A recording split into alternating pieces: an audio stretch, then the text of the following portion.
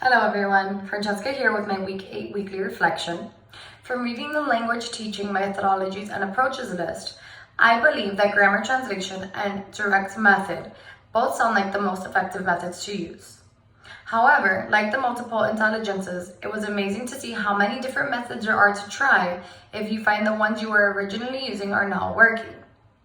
In Tapper's Chapter 7, it speaks about how activity time set up by the teacher is a good place to use running commentary for children to pick up vocabulary for specific situations.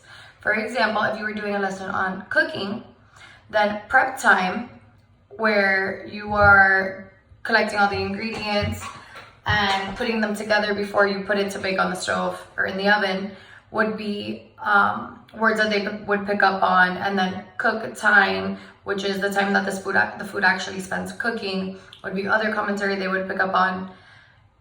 Setting a timer and things like that would be words that they would be able to pick up on about specific situations, and then they could later apply to their own lives.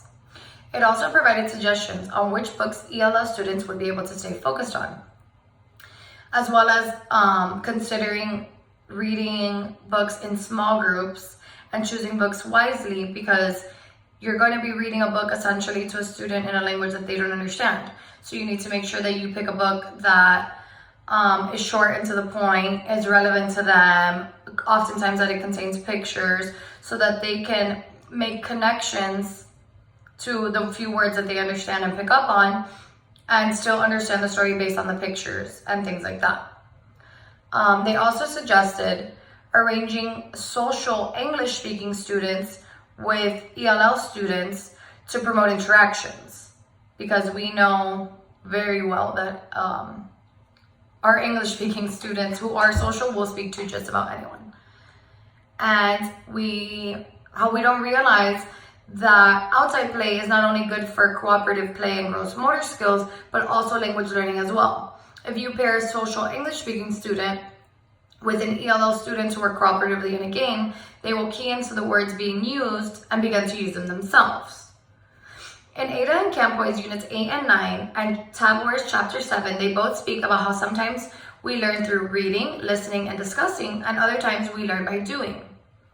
In Ada and Campoy's Units 8 and 9, they discuss the learning process by reflecting on how we learn and how we teach, to think and help students and families set their own goals. Unit 8 also discusses how when teachers emphasize the different learning processes, children are more likely to become independent and motivated, and this will help them in their lifelong learning, because they'll understand what is their multiple intelligence and what is the easiest way for them to learn. Unit 9 is about writing and writing about people who have played a significant role in their lives. And Unit 8 and 9 are all about children exploring their creativity and the teachers helping them tap into their multiple intelligences and access their creativity to use that as a learning point when learning their second language. Thank you guys. See you next week.